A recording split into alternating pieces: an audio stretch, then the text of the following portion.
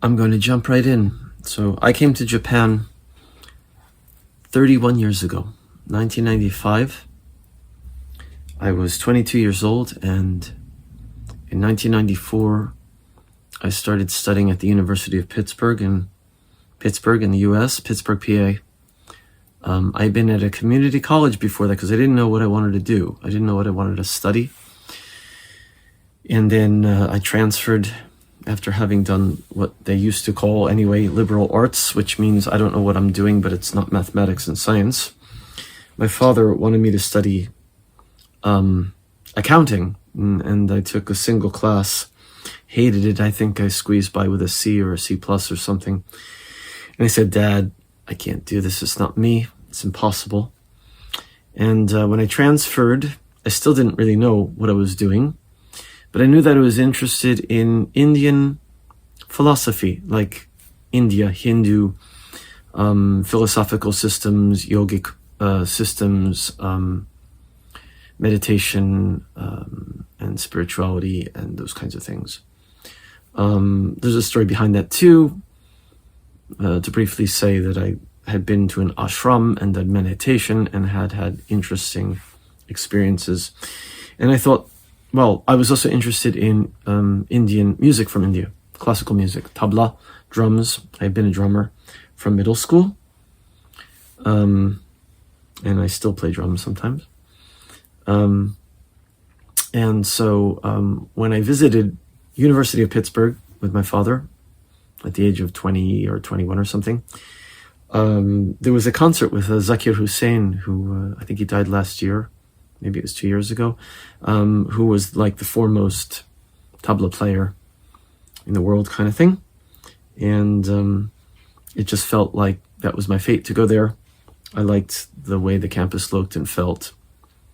My father wanted me to study in New Jersey, which is where I was from, at Rutgers, because it was cheaper and also a good school, and they also accepted me, by the way. And I turned it down and went to University of Pittsburgh. Actually, Rutgers was like a sort of a higher ranking school. My father's like, are you crazy? It's cheaper, it's higher ranking. I said, I want to get the hell out of New Jersey. Sorry, I like Pittsburgh. And I went and I took out a bunch of loans. And when I got there, they said, you have to take a language class.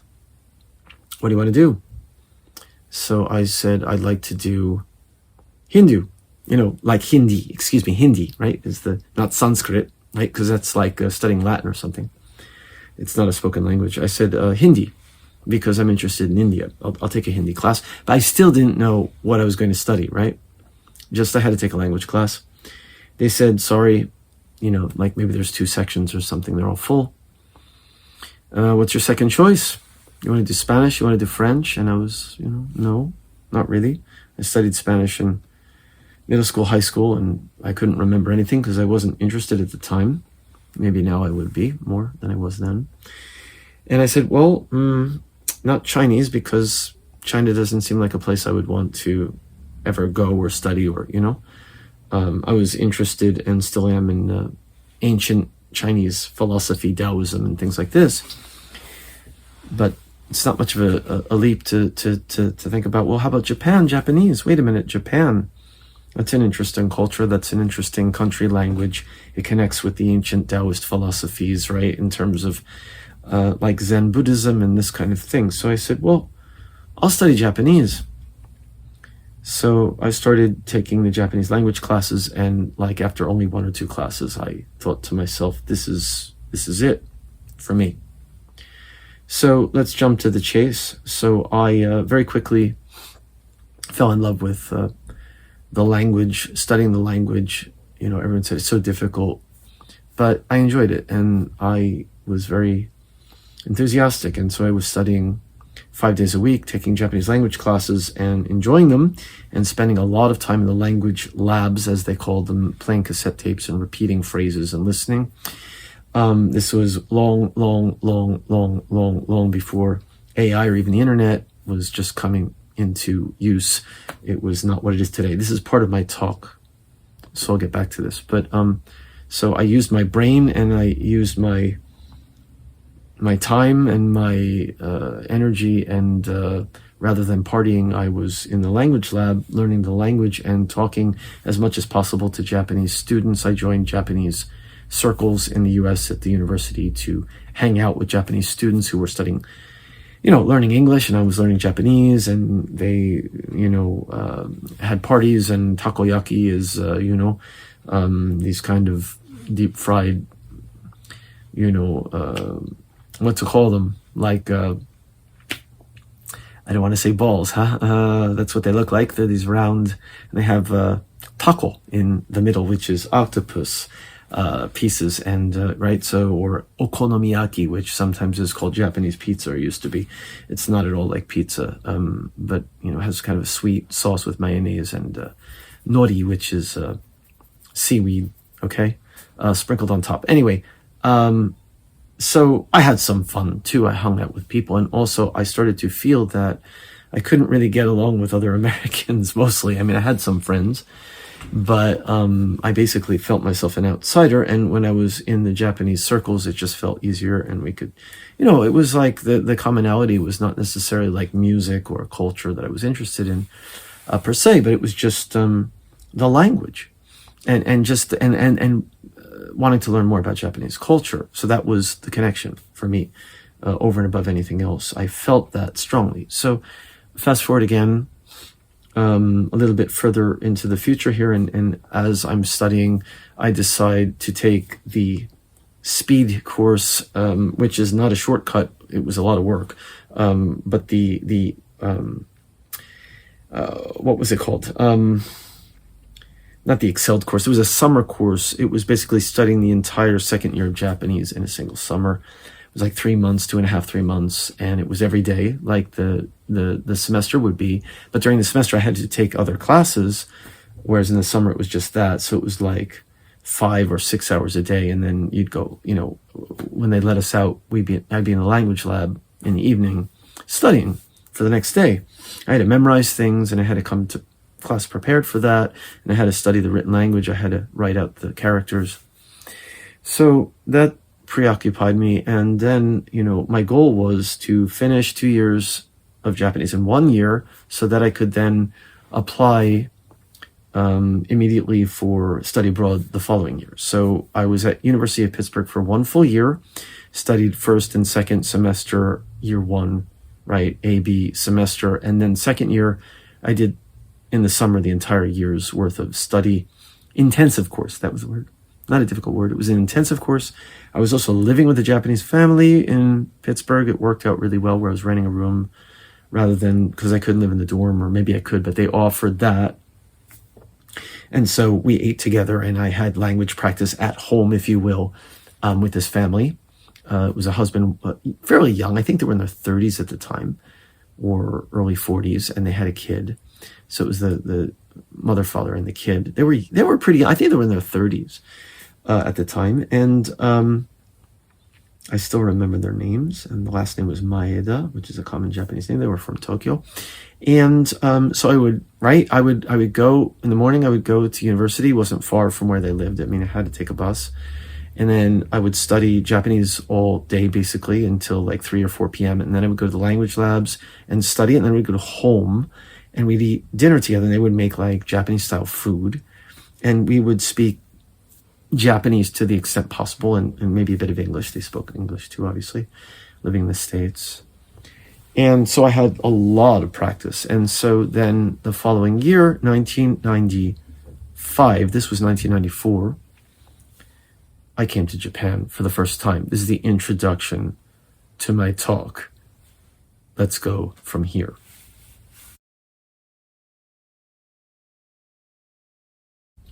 Okay, so really the focus of this talk, what I want to talk about, is how Japan has changed in the 30 plus years. It's now year 31 officially, since I came in 1995.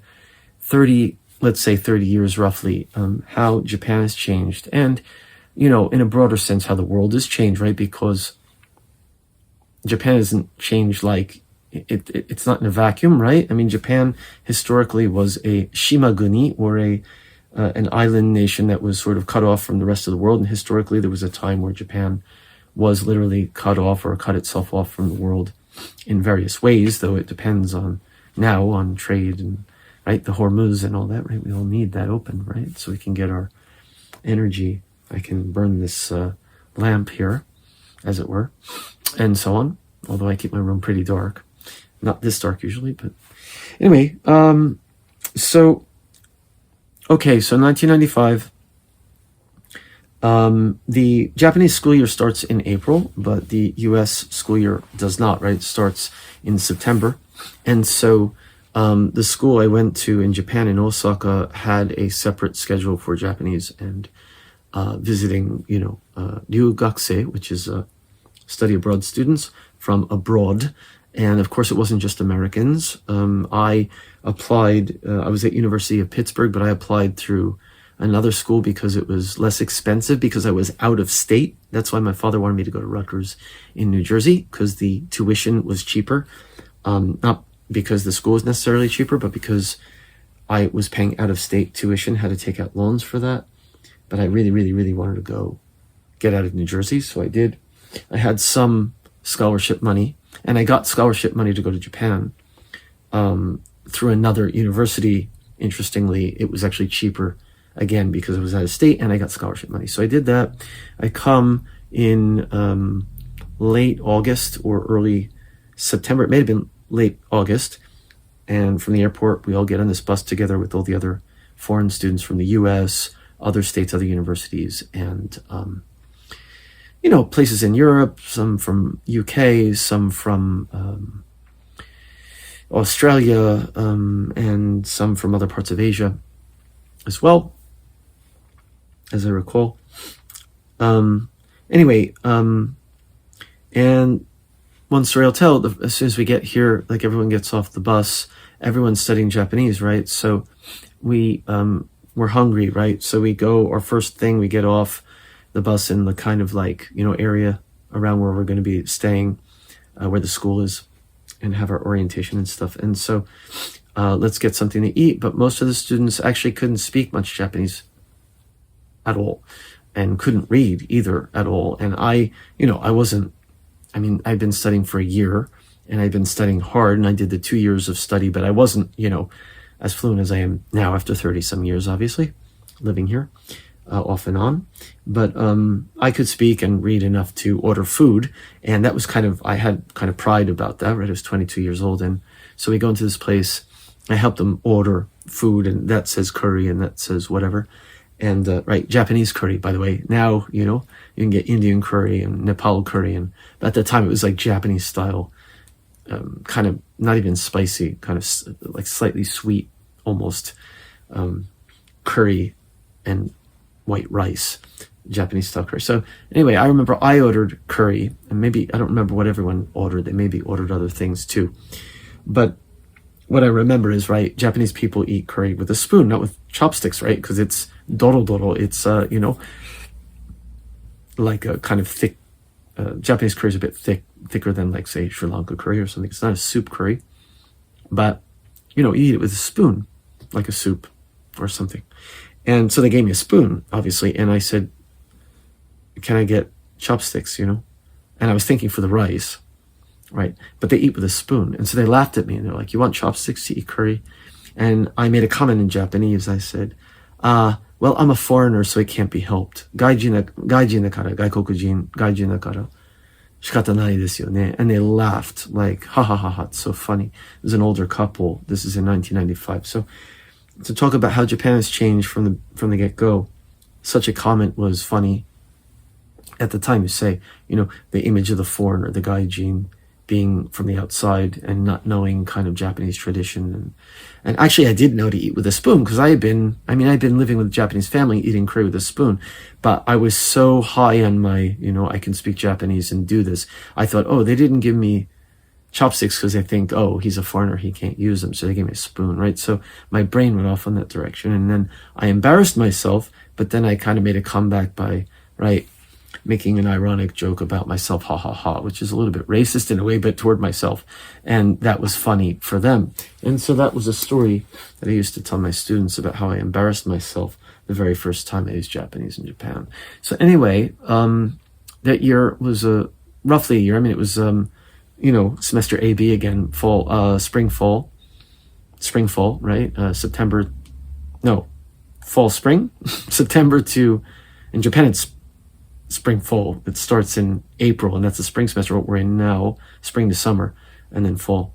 But US is fall, spring, right? And then summer. So it was a fall semester from September until I forget, when does that end? January something, and then starts again after the new year. And then I had to come home in the summer of 1996. I want to say a few things about the Japan of 1995 and 1996, which is 30 plus years ago. I left 30 years ago, right? To go back to the US, and then obviously I came back many times.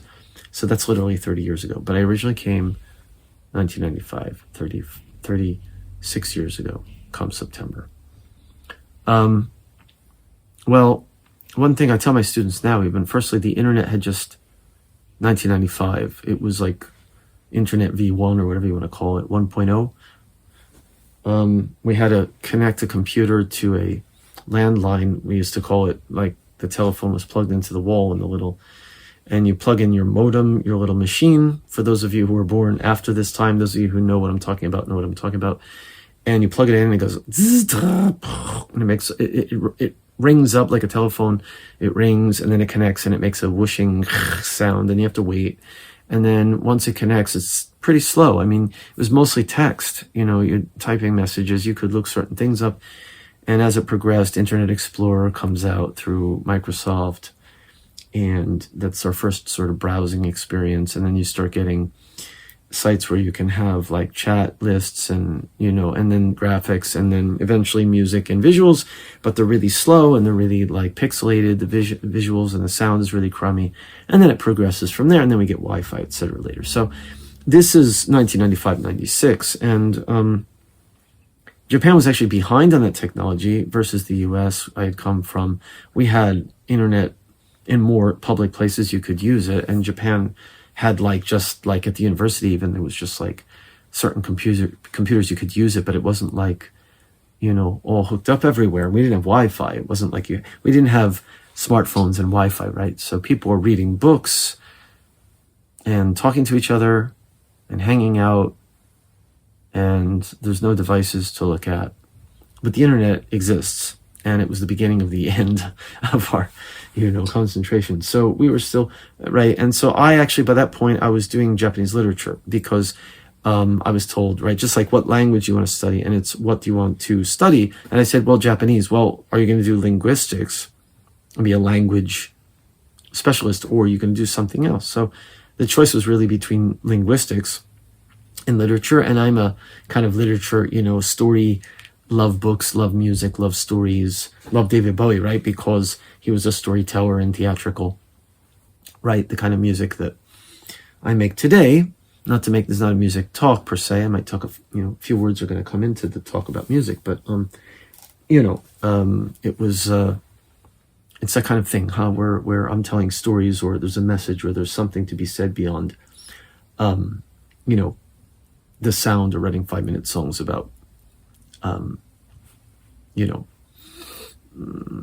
the lost love of my life or something, although I've written songs like that too. But anyway, so I decided on literature. And one of the reasons, actually, when I was still in Pittsburgh before I came to Japan, I think it was the summer, or maybe it was the first summer I was there. Like after I just got there, maybe, and I started studying Japanese, and it was still like kind of warm out, right? September. And it was still warm, I remember. I think it was September, though. And I bought a book at the university bookstore. It was Yukio Mishima's Temple of the Golden Pavilion, Kinkakuji, the Gold Pavilion. And actually, the first thing when I got to Japan I wanted to see was that. It's in Kyoto, and I was in Osaka, and that's like not so far. You get on a train, you can go. So I went to see the Golden Pavilion. I was very disappointed. I thought it looked kind of garish, and it was burned down. That's what the book is about. The person who burned it down, who was obsessed with it and burned it down, they had to rebuild it, and it was kind of garish. Is that the word maybe I want to use? It was kind of like, it was gold, but it was kind of like, like it looked like it was sort of spray painted with gold glitter or something, and I didn't think it was that nice. But anyway, Mishima's Golden Pavilion was interesting to me, although ultimately I didn't end up studying Mishima. I did Kobo Abe once I got to grad school years later. But anyway, that was the first, and I started reading, and Haruki Murakami, right? I started reading his early novels at the time. We're in the mid-90s, so I think the first I read was it was Dance, Dance, Dance, and then I realized it was a sequel to Wild Sheep Chase, to use the English titles. Actually, Dance, Dance, Dance, Japanese is Dansu, Dansu, Dansu. It's almost the same.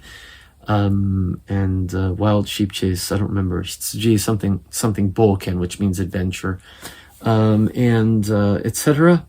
And just started reading more and more Banana Yoshimoto Banana, and these authors at the time were popular and had been translated into English. My first year also to talk about music and Bowie for a minute. David Bowie's One Outside came out. The album that to this day, it's 30 plus years later, I still have, this as recent as this year, I did a tribute to that album. So that's part of my past of, and that was the first CD I purchased in living in Japan when I was with my homestay family. And there's stories behind this too, but those get into personal stories. How long was this talk going to be? I want to talk more generally about how Japan has changed. So in that year, there was something called Purikura, or print club. Purinto kurabu, Purikura. They shorten things. Japanese like to take, like the first syllable or two of English words, and in Japanese pronunciation, katakana, the syllabary. So purinto, puri, and kurabu. Purikura were these machines, kind of like you get for your passport photos, kind of machines anyway in Japan, right? You get inside the machine, it takes your photo. The photos come out, but this was for fun, and they had kind of like you can obviously do with any app now, even pre-AI, okay? You put the image in, you make yourself like a cat face or something cute. Anyway, you get into those, and people used to do this. And this was peace. This was peace because Japan has Article 9, post-World War II. Japan is a peaceful nation. Japan doesn't want war. Japan has graduated from this. And so everyone, without thinking about it, young girls and boys too, peace, peace, cheese. It was cheese, to smile for the photo, cheese, and peace. And I remember I was 22, and so I'm talking about 18, 19, 20, 21, or 20, in that range. College students would do this. And even older, 30-year-olds or whatever, peace. Everyone did peace 30 some years ago. And I think some people watching this can see where this is going, but I want to talk about other aspects that have changed. So yeah, everyone was peace, and it's Purikura because we didn't have smartphones to take photos. And the other thing that were popular at the time were tsukaiste kamera, because tsukaiste means sky comes from the verb tsukau, which is to use, and ste comes from the verb steru, which means to throw away. So there's tsukaiste, throw away, hashi, which is chopsticks, right? The wooden ones, you break them, you eat, and you throw them away. You don't use them again. And tsukaiste kamera, that you bought them, they had film in them, right? And you took the photos, but you didn't have to buy an expensive camera and then develop the film, right? You just gave the camera to the developer. And there were stores for this, and then they would develop your photos, and you didn't get the camera back. It was steru, throw it away. And you just buy another one when you want to do it again. You don't have to buy a camera. So that was the era. Internet existed and was available, but it wasn't what it is today. And again, we didn't have devices. People in Japan in 1995, 96 had, we called them garake, which were they weren't smartphones. They were portable phones that you flip open, and you could text with them, like email, because email with the internet, people are using email to communicate.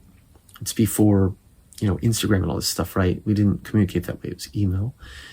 Or you could, it's a mobile phone. You could do text, and you could make calls with it and have it in your pocket. But there was no, right? Because the Apple iPhone doesn't come out until 2007, I think. Steve Jobs introduces it, right? So, okay, so how long am I going to make the talk? What I want to kind of, like I say, broadly say is, I left in 96. I went back to the US. I was miserable because I want to come back to Japan. And then I ended up graduating and living with my parents, and then it was really miserable. although there were some good things there. I met James Izzo in New Jersey, and we did. I played drums for him. He did electronic music, and I wanted to do music. He was a friend of mine. He died in 2011 after I came back to Japan. I'll get to that part of the story. But okay, so how Japan's changed, right? So, and then I moved back to Pittsburgh because I was miserable in New Jersey. And then, and I lived with a friend, Josh, who I interviewed on my page here. He's doing music today. So that's a similarity between us. He still lives in Pittsburgh. Then I decided to go back to New Jersey, not to stay there, but because from there I wanted to do something else. And then I ended up moving back to Japan, 99. Second time I lived in Kyoto, which is near Osaka. And I went back to meet my then girlfriend, who became my wife of 17 years. In 2016, we separated and got a divorce. But not, and we had a child, my daughter, so who I don't see that much, but she's in Japan too. So anyway, going back, so 99 to 2000, I was in Japan. Now that was a different Japan for me because I wasn't a student anymore. My now ex-wife then also had graduated, and at the time she was going to university, graduate school, excuse me, because we met at university, graduate school at Doshisha University in Kyoto. So I was there, and she was studying literature. Irony is now she does accounting, which is what my father wanted me to do, and I teach literature in Japan. So, life is funny like that. 99, 2000, just 1 year, right? And there's all kinds of stories I could tell. I'm not going to tell about that now. But it was a different Japan for me, as I said, and for her, because we were shakaijin. We were working in society, if you will. I was teaching English at an English language school. Here's another way Japan's changed, right? At the time in the 90s, and this is the late 90s into 2000, but the millennium, right? That was one way for people with a college degree, because at that point I only had my bachelor's. I was 26 when I got married that year. 99, got married very young, and we lived together in Kyoto. Our parents would not let us marry unless we were, would not let us live together unless we married. That was also, you talk about traditional Japanese way. That was like, and when she introduced me to her parents, that meant we're getting married. This is another way Japan has changed, huh? You hear about the low birth rate, you hear about, it's totally different. That was a very conservative, her parents were conservative, but that was kind of typical of people of that generation, Showa, we say, her parents' kind of generation, very conservative. If a woman introduces a man to her family, her father, that means she's thinking about marriage, which I didn't know at the time. And then she was like, oh yeah, well now we're getting married, right? Because I've introduced you. And I was like, wait, you didn't tell me this? What's going on? And I did, and I married her for 17 years. We lived together through all kinds of marriage things. So that's another thing, right? That's certainly changed. And at the time too, it was this not us, my ex-wife and I we had a child actually much, much later, but people had dekichatta kekkon, where, they get with girlfriend, boyfriend, and they, the woman would get pregnant and then they would have to get married. This was like kind of happened a lot in that era.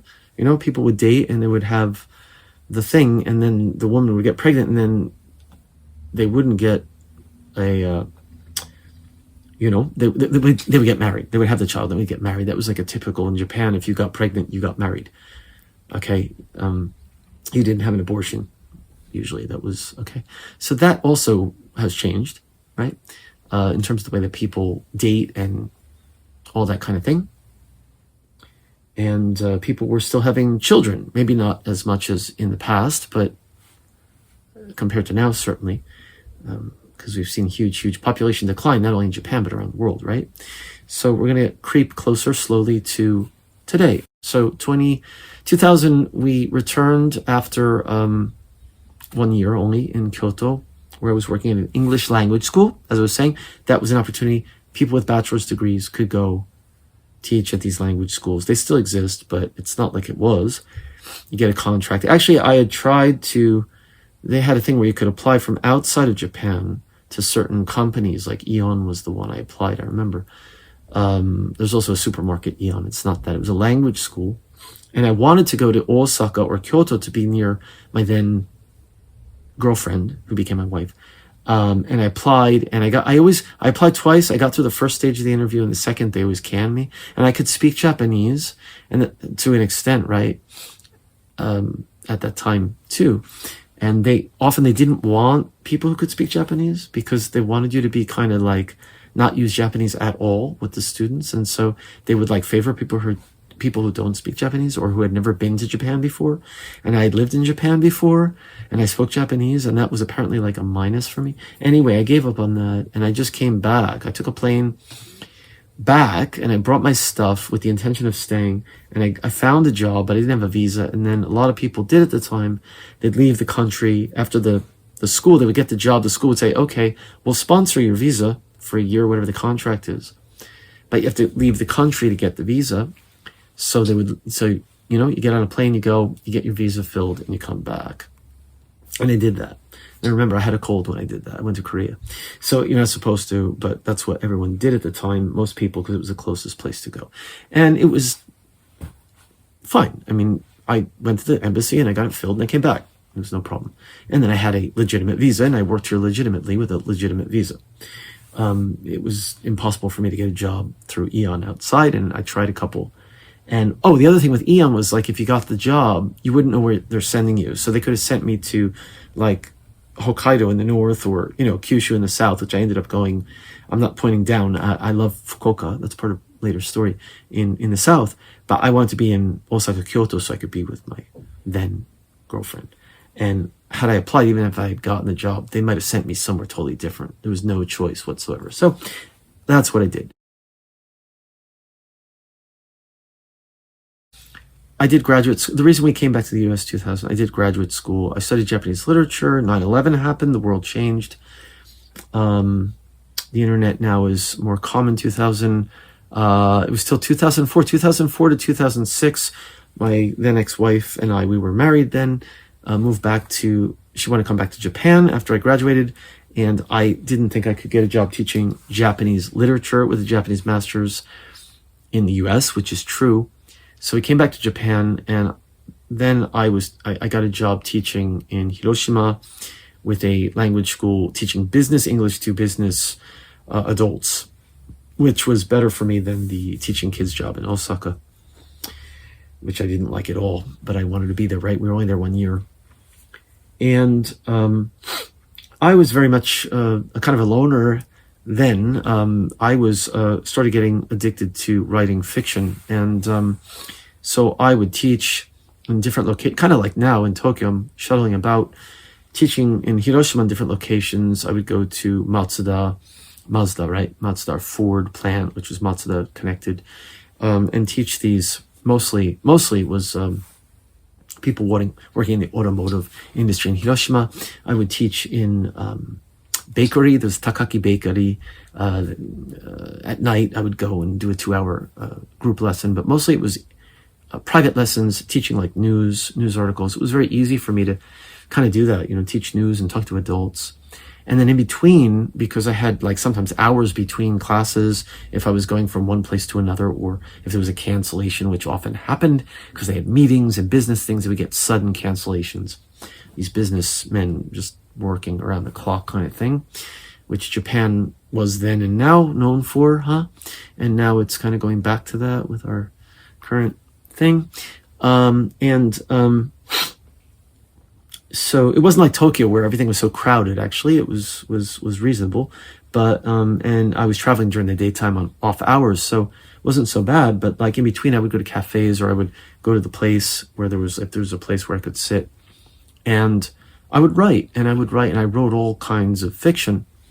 Anyway, I was kind of a loner, means that I would just go home, and I would be, with my wife then, and she kind of would watch TV all the time, and I would kind of like occasionally watch with her. We'd eat meals together, and at home kind of thing, or go out on the weekends together kind of thing.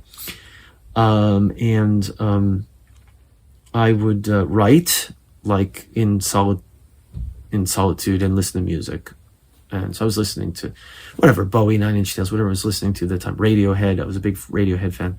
And I would buy DVDs at the right. I would go and buy CDs and DVDs. It was still CDs and DVDs era, huh? So there was no, but actually, you know what? That's right. That was 2004, 2006. The iPod, the classic iPod, later they called it the classic. It was just the iPod came out, and that was like you could, connect with a wire.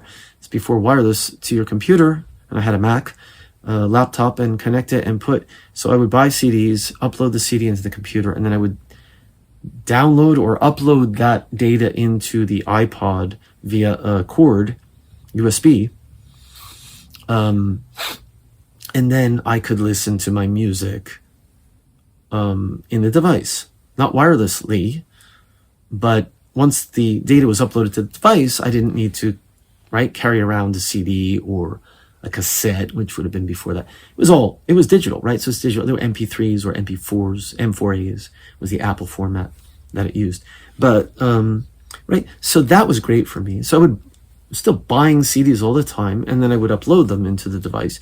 And then eventually, the Apple Store started where you could pay to download or upload the MP4s directly, right? So it was already moving away from buying CDs. If you don't need the artwork, and maybe it was a bit cheaper. And then Amazon competes. They had their MP3 store where you could download them in high quality MP3. That's how it started before Apple Music. Spotify really started, was it 2000? I don't remember exactly. In Japan, it was a bit delayed.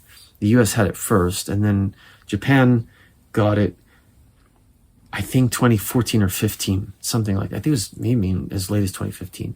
But anyway, Apple Music, Spotify, and then Apple Music. So that's 2004 through 6. And then 2007, right? I come back to the States in 2006. My ex-wife was kind of pushing me to get out of that position. It was 2 years, but it was things were changing, and it seemed like it wasn't going to be there for me very much longer. And the business English thing was kind of dying out a little bit. And she was like, well, I was so obsessed with writing, and she's like, why don't you get a PhD so you can get a better university position? She's very concerned with that. And I said, okay, we'll figure something out. So we went back to the US, and I applied to, several PhD programs, and then also Brown University for Master of Fine Arts, because I was doing so much fiction writing. And after 2 tries, I eventually got into that. And so I studied at Brown in the US until 2010 I graduated. And then I come back. Now this is where I can talk about changes, especially 2011 to the present. But 2011 to 2019, I was in Fukuoka for 8 years teaching at Kyushu University. I got a position teaching literature. And ironically, I was studying Japanese literature. Then I studied MFA. Ironically, I was asked to teach American literature because I was American. And because I studied Master of Fine Arts, I studied creative writing. And we studied, all kinds of authors in that program. So they said, you're American, you can teach American literature, right? And I said, yeah, sure, I can teach literature, I think. I never taught literature, right? But I had the Master MA from University of Colorado. I didn't talk about that whole period because I'm talking about Japan. That's when 9/11, all that happened. And I got my degree in that. I also had a second major in religious studies where I was studying Buddhism and Taoism, which was an interest of mine, but I didn't complete it because of some technical things, and I just got the degree in Japanese literature, but I had the background.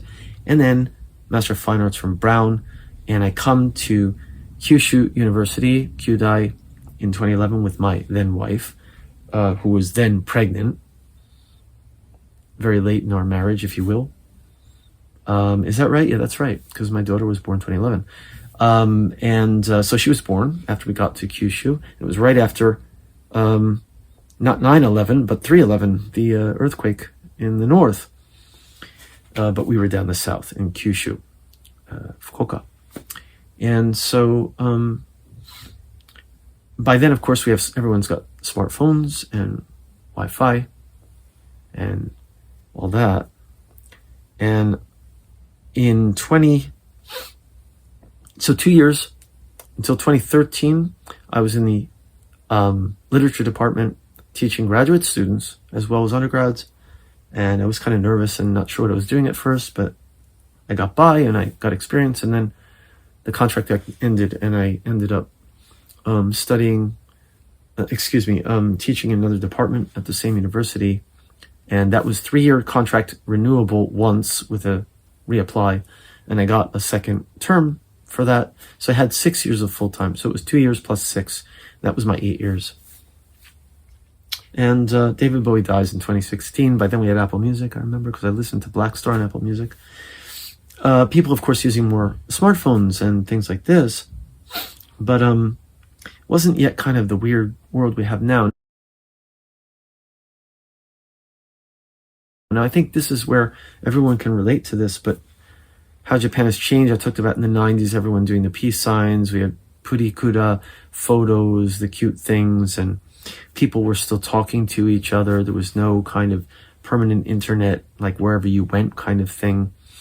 Nobody, the phones didn't exist.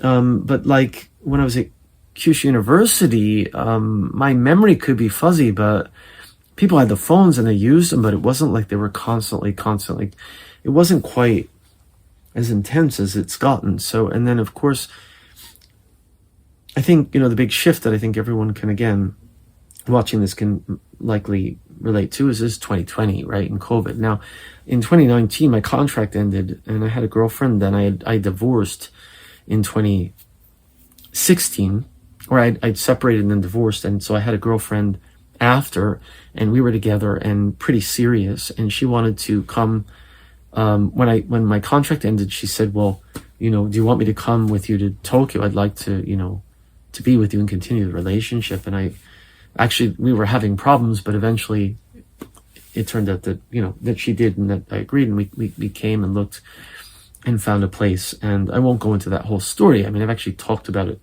in different ways on things because it's crept into my music after we broke up in 2020. But we were still together when COVID hit in Tokyo. And then that year in the summer, it's very much coming up right now is going to be literally the anniversary of this. It's not, I don't have the emotion anymore that I had, but it's now I've graduated a little bit from that, although it's part of my history, my past.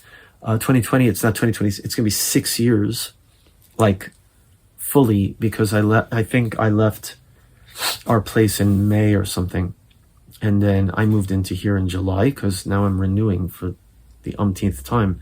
Every 2 years I renew. So anyway, so 2020, we split and I come here. And then now, okay, so 2020, the first year teaching in Tokyo, I had to teach remotely via Zoom.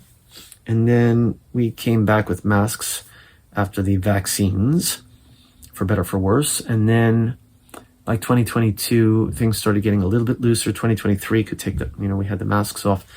But here's the thing, like to talk about how Japan's changed, the masks haven't come off for many people. They,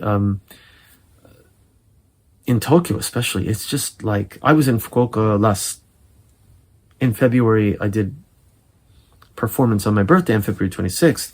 And I was every year since 2023. 2020, I went once when I was still with my ex-girlfriend, did a show. It was the last time until after COVID. And then 23 onward, I've done at least one show per year at Yutaro, see my friends. And so the most recent was earlier this year. I went in February, late February. There are people with masks in Fukuoka, but in Tokyo, it's just like, wow. I mean, like almost 50%. 60%. Sometimes it seems like it's more than 50% or 60 or 70. Other times maybe it's fewer, but like there's even my students, my classes, almost every class, there's at least some students wearing masks. And it's usually not one or two, it's usually more than that. Okay, it's like a fair amount of students wearing masks.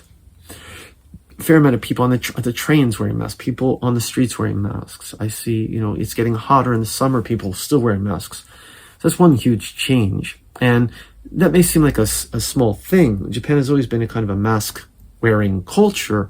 I remember when I first came to Fukuoka in 2011, I wrote a story called City of Masks, which I later turned into a song for my first band, Chattering Man, and then did a kind of solo version, which I revived during COVID as a solo electronica song because of all the masks.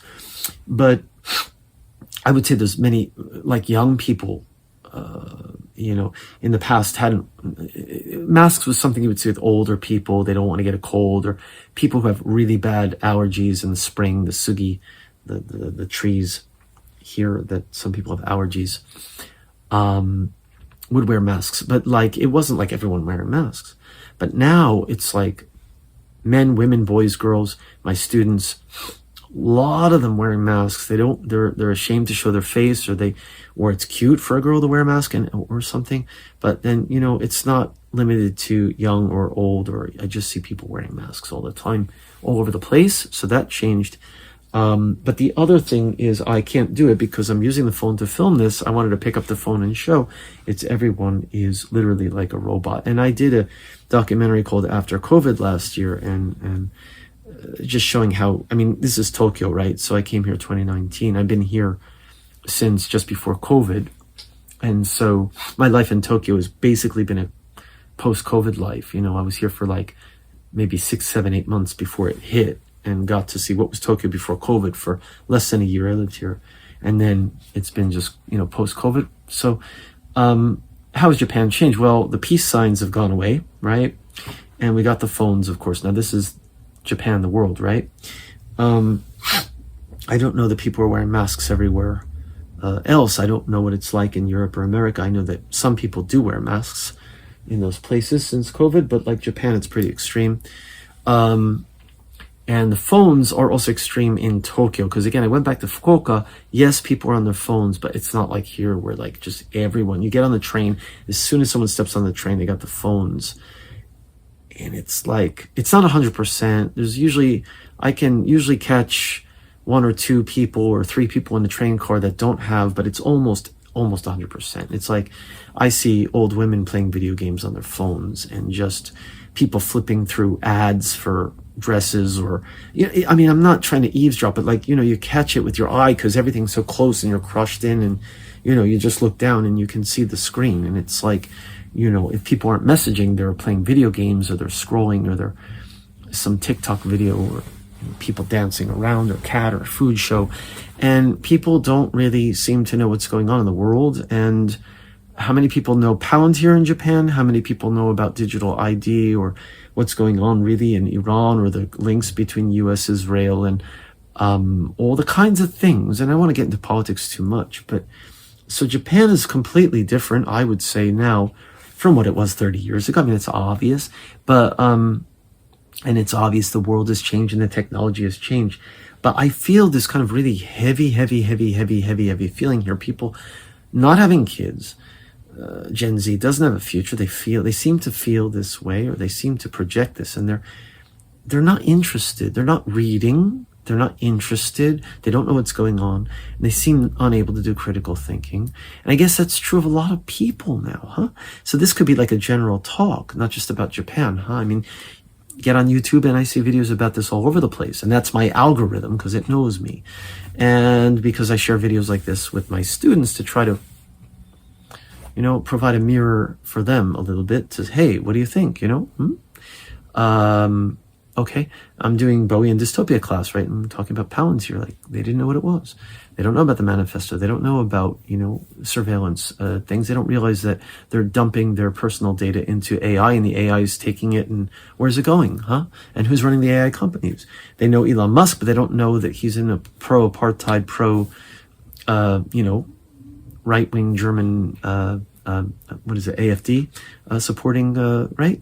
Individual, or that he is a kind of post-humanism guy, and they don't know what Neuralink is, and right, if they know Sam Altman, they don't know about the disappeared people from his company, and etc. So I'm sharing these things with them, but it's very hard. Certainly Japan has westernized more and more. When I came in the 90s, there were McDonald's and people eating hamburgers and stuff like that, and it was sort of a pro-American culture thing, like America's cool and jeans are cool.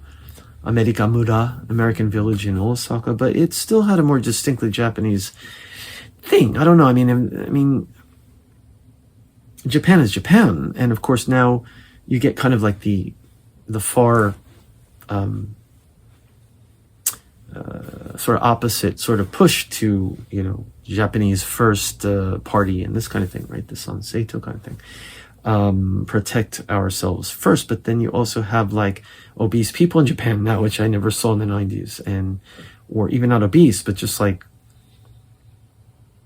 the average weight of people. The people tend to be a lot heavier. Like when in the 90s, like pretty much I felt at home because I've always been kind of thin, and like most people thin, and so like in Japan compared to like the US, and so like it just felt like I fit in with that kind of, like it just felt natural, I could and even now the cut of Japanese clothes fit me better than the US. But like now it's like people have to wear big sizes, and the air conditioner is like harsher because people are heavier, and so they sweat more. And like even when it's sort of like I feel like it's sort of cool outside, they've got the air conditioning on because people are warm. But like 30 years ago they wouldn't have had the air conditioning on because people had slimmer bodies and they weren't maybe feeling so warm in those places. So it's like, I do think the diet has changed a lot, and people way of thinking has changed I mean, this is a general statement, but the devices, obviously, and Tokyo is kind of its own culture too, and also depends where you are in Tokyo, because Tokyo is almost like a whole other talk. Like, how is Tokyo different from Osaka or Fukuoka, which I lived 8 years prior to and have gone back every year, so I can talk more to that. I don't know about Osaka now because I haven't been there since the last time, when I lived in Kyoto was 2000. I left, and I don't think maybe I was back once. I'm trying to remember, maybe visited for a day or two. I think my ex-wife and I, when we were living, I don't even remember, maybe we were living in the US and we came and visited her friend in Osaka kind of thing. So in between, I was there maybe once or something, but like I haven't been there in years. And from what I hear now, Kyoto is like just full of tourists, and it's like a different place than it used to be, in a not good way. And this is where resentment against foreign immigrants and foreigners comes from, and that's another thing, right? I mean, so 30 years ago, I could make a cute gaijin joke. I'm a gaijin, so I didn't realize I'm supposed to eat curry with a spoon. Ha ha ha. But now, I mean, there's still a thing where certain places like, oh, can you use chopsticks, or how come you speak Japanese so well? Usually I get that, and then I'll say, I've been here for 30 some years. And oftentimes the people who are saying to me are younger than me. And so like, I came to Japan before they were born. Like, I know Japan before they were born. I can talk about purikura and mini discs in the 2000, after CDs 2000s, they had mini discs in Japan, and like it wasn't popular in the US. I can talk about these things because I lived here that time, and I saw the changes, and even the political changes and the peace signs, which now we're remilitarizing. That's another thing. My students know nothing about this. They don't know that Article 9 is going away, or that people are protesting in Tokyo, because they don't broadcast it much on the news. And, we have the internet, but they're not looking at that, and it's not in their algorithm. There's a mukanshin in Japanese. They're not interested in politics. They're not interested in these things. And it's very scary. So we got a big brother Orwellian world, and certainly Tokyo feels that way to me. My after COVID documentary may give one a sense of that, if interested.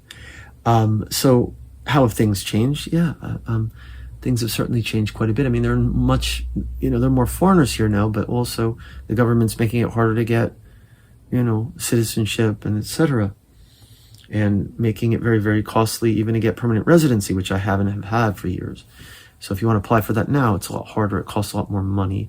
And now they're giving language requirements, which would never have been a problem for me because I study Japanese and speak it fluently, and I pay my taxes here for sure and all that stuff. But, ultimately I'm not Japanese, So that Japanese first thing happens. What happens to people like myself living here 30 plus years, was married, filled my own paperwork in, paying my own bills here, and doing all this stuff, the same as anyone else who is Japanese, but I don't look Japanese. And I have, so, anyway, those are some things that I could say. And I guess that would be a good place to end the talk, because I want to do another talk about music, and that's like a separate thing completely, huh? So that's what I'll say. And thank you for tuning in, for listening, and I always appreciate that. Have a great week. Signing off, Marc Lowe in Tokyo.